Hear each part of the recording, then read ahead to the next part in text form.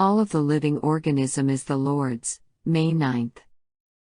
In all matters of wisdom and understanding, that the king inquired of them, he found them 10 times better than all the magicians and astrologers that were in all his realm.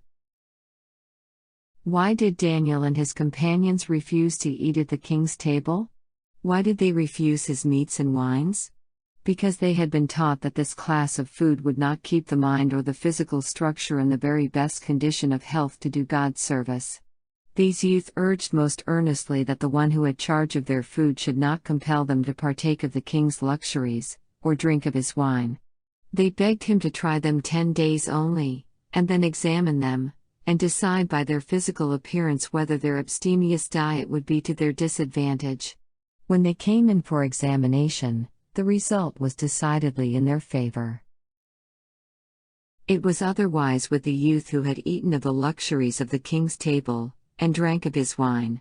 The clear sparkle of the eye was gone, the ruddy, healthful glow had disappeared from the countenance.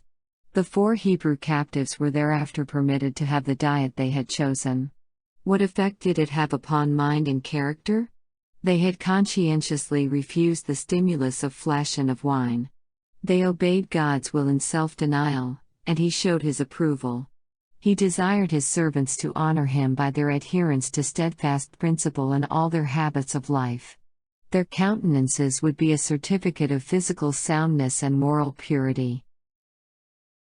And as for these 4 children, God gave them knowledge and skill in all learning and wisdom, and Daniel had understanding in all visions and dreams.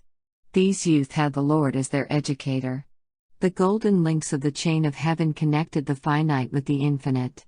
They were partakers of the divine nature.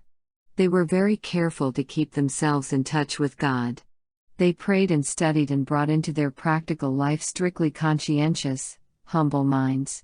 The word of the Lord was their meat and their drink. And in all matters of wisdom and understanding, that the king inquired of them, he found them 10 times better than all the magicians and astrologers. When the children of faith shall with earnest prayer dedicate themselves to God without reserve, the Lord will honor their faith, and will bless them with a clear mind. The very flesh in which the soul tabernacles, and through which it works, is the Lord's. We have no right to neglect any part of the living machinery. Every portion of the living organism is the Lord's. The knowledge of our own physical organism should teach us that every member is to do God's service, as an instrument of righteousness.